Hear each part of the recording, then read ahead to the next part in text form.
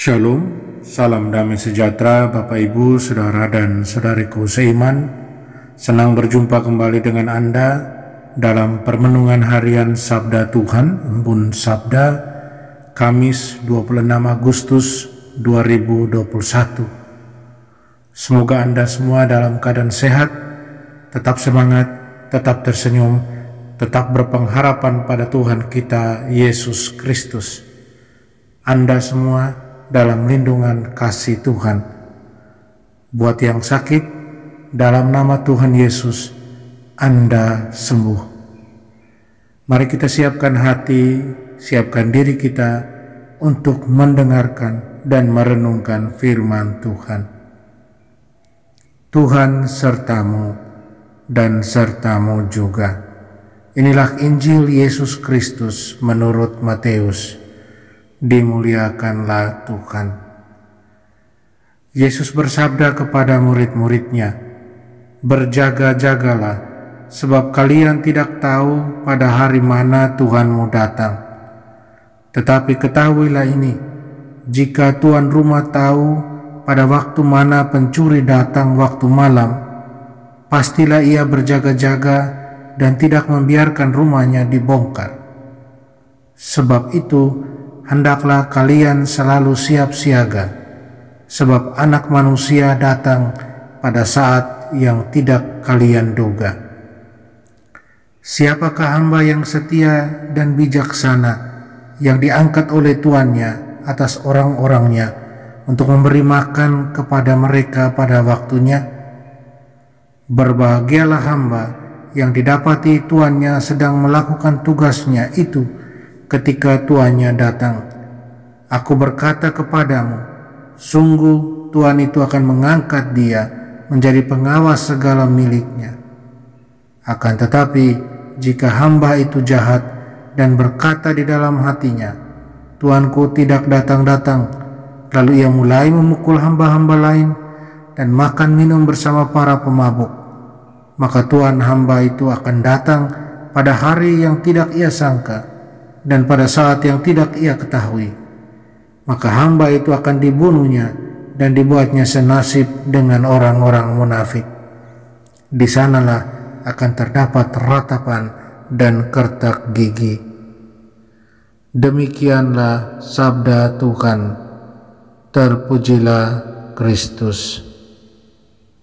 Saudara dan saudariku seiman, saya ajak Anda untuk merenungkan, siapkah kita bertemu dengan Tuhan sekarang dan nanti? Saudara dan saudariku yang terkasih dalam Kristus, ketika para pahlawan Olimpiade 2020 mereka kembali dari Olimpiade, seluruh komponen bangsa menyambut mereka dengan sangat meriah. Pesta kemenangan luar biasa diberikan untuk mereka, dan itu memang sangat sepadan dengan perjuangan mereka saat turnamen itu berlangsung, apalagi buat mereka yang mendapatkan medali. Demikian pun Tuhan Yesus menjanjikan kita perayaan kemenangan besar ketika Dia kembali lagi untuk mengalahkan musuh-musuhnya dan untuk mendirikan kerajaan damai, sukacita, dan kebenaran abadinya. Hari itu ketika Tuhan Yesus kembali akan menjadi sukacita dan damai sejahtera bagi mereka yang siap untuk bertemu dengannya, tapi sebaliknya menjadi kesedihan bagi mereka yang tidak siap, yang tidak menerima Dia sebagai Tuhan. Saudara dan saudariku terkasih dalam Kristus, kedatangan pertama Yesus adalah misi penyelamatan.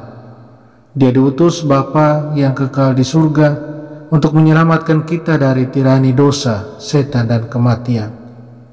Kematian pengorbanan Kristus di atas kayu salib dan kemenangannya atas maut memenangkan pengampunan bagi kita dan rekonsiliasi dengan Bapa di surga, dan janji kehidupan kekal dan sukacita dalam kerajaannya.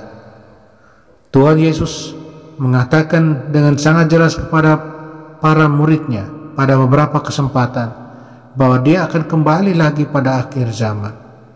bukan hanya untuk menyelamatkan kita lagi dari musuh kita, tetapi lebih dia datang sebagai Raja dan Tuhan yang akan membela semua orang yang percaya kepadanya, dengan melepaskan kita dari kutukan kematian dan penghukuman, dan memulihkan bagi kita rencana yang dia miliki sejak awal penciptaan, langit dan bumi baru bagi umat yang bersatu sempurna dengannya dalam damai sukacita selamanya. Inilah latar belakang kisah perumpamaan Yesus tentang pemilik rumah dan pencuri di malam hari yang kita dengar dalam bacaan Injil tadi. Ketika Tuhan Yesus kembali, dia tidak ingin menemukan kita bermain-main dengan musuh, atau lebih buruk lagi bergabung dengan musuh yang menentang Tuhan dan kerajaannya. Saudara dan saudariku terkasih dalam Kristus, apa yang diajarkan oleh perumpamaan Yesus tentang pencuri di malam hari tentang kerajaan Allah? Jika kita tahu bahwa seorang pencuri sedang berkeliaran dan mencoba untuk menyerang rumah kita dan mengancam hidup kita, tidakkah kita akan berusaha untuk melindungi diri kita dari bahaya? Perumpamaan Yesus tentang pencuri di malam hari mengingatkan kita perlunya kewaspadaan untuk menghindari bahaya penjarahan dan kehancuran, terutama di bawah selubung kegelapan. Meskipun tidak ada pencuri yang akan mengumumkan niatnya sebelumnya atau kapan dia akan menyerang, kurangnya kewaspadaan tetap akan mengundang bencana bagi mereka yang tidak siap untuk menjaga keamanan harta dan kehidupan mereka setiap saat. Penyusup menyerang di saat yang paling tidak diharapkan. Musuh kita iblis selalu berusaha merampok dari kita harta yang Tuhan tawarkan kepada kita secara cuma-cuma. Harta itu adalah hubungan pribadi kita dengan Tuhan, karunia dan hadiah terbesar dalam hidup kita. Kitab suci mengingatkan kita bahwa tidak ada harta yang lebih besar di bumi atau di surga daripada Tuhan sendiri. Kita bisa lihat dalam Mazmur 16 ayat 5 ayat 11, atau dalam kitab Ayub bab 22 ayat 25 sampai 26. Siapakah yang kumiliki di surga selain kamu, dan tidak ada bumi yang aku inginkan selain kamu. Dagingku dan hatiku boleh jadi habis, tapi Allah adalah kekuatan hatiku dan bagianku untuk selama-lamanya. Demikian kata pemazmur dalam Mazmur 73 25 sampai 26. Satu yang luar biasa yang mau menggambarkan bahwa Tuhan adalah harta yang terindah. Tuhan Yesus selalu mengetuk pintu hati kita, mengundang kita untuk membiarkan dia masuk untuk bertemu dengan kita. Apakah kita siap untuk bertemu dengan Tuhan yang adalah harta terindah, harta karun kita dalam hidup kita setiap hari? Saudara dan saudariku terkasih dalam Tuhan, Yesus mengakhiri pengajarannya tentang kewaspadaan dengan perumpamaan lain tentang seorang tuan dan hamba-hambanya. Alur ceritanya mirip, ada unsur kejutan di sana. Tuan tiba kembali ke rumah tanpa diduga. Dia memberi penghargaan kepada hamba yang berbakti atas kesetiaannya. Dia telah melakukan pelayanannya dengan ketekunan dan melakukan semua yang diminta Tuhan darinya. Itulah hamba yang setia. Tuhan menghukum hamba lain yang berperilaku jahat. Hamba-hamba ini tidak hanya tidak bertanggung jawab, tapi mereka malahan lebih memporak-porandakan kehidupan harta daripada Tuhan itu dengan sering absen dan mengadakan pesta-pesta pora. Hamba yang jahat juga melecehkan rekannya dengan kekerasan fisik. Tuhan mereka tidak hanya mengusir mereka dari rumahnya, tapi juga memecat mereka, melemparkan mereka ke tempat yang paling buruk, tempat di mana ada siksaan dan kesengsaraan. Haruskah kita terkejut melihat Tuhan yang demikian, yang bertindak dengan penilaian yang begitu cepat?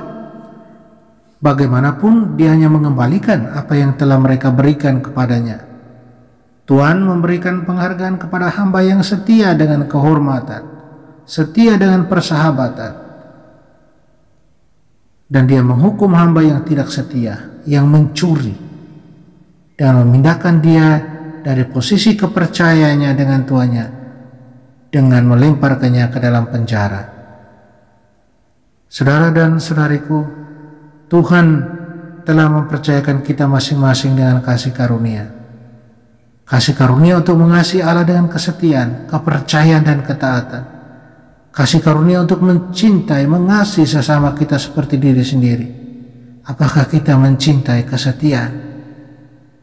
Saudara dan saudari yang terkasih dalam Tuhan, Tuhan Yesus memanggil kita untuk waspada dalam menantikan kedatangannya kembali dan selalu siap untuk bertemu dengannya ketika Dia memanggil kita kepada dirinya sekarang ataupun nanti. Tuhan memberi kita Roh Kudus-Nya agar kita memiliki hikmat, pertolongan, dan kekuatan yang kita butuhkan untuk berpaling dari dosa, untuk memeluk jalan kasih, keadilan, dan kekudusannya. Peringatan penghakiman Tuhan menyebabkan kecemasan bagi mereka yang tidak siap, tetapi membawa harapan yang menggembirakan bagi mereka yang menantikan kedatangannya kembali dalam kemuliaan. Penghakiman Tuhan adalah kabar baik bagi mereka yang siap bertemu dengannya. Pahala mereka adalah Tuhan sendiri, sumber dari semua kebenaran, keindahan, kebaikan, cinta, dan kehidupan kekal. Amin. Mari kita mohon kekuatan dari Tuhan, kita berdoa. Tuhan Yesus, Engkau telah merebut hati kami, dan hati kami hanyalah milik-Mu. Biarkanlah hidup kami dan semua yang kami miliki hanya untuk-Mu, agar kami sungguh dapat memiliki-Mu sebagai harta dan sukacita kami. Jadikan kami kuat dalam iman, tabah dalam harapan, dan murah hati dalam kasih, agar kami menyenangkan-Mu dalam segala hal dan membawa kemuliaan bagi-Mu saja. Amin. Mari kita mohon berkat Tuhan, Tuhan serta-Mu dan serta-Mu juga. Semoga kita sekalian, semua orang yang kita sayangi dan kasih, segala usaha kerja kita dilindungi, dibimbing, dan diberkati Allah yang Maha Kuasa, Bapa dan Putra dan Roh Kudus. Amin.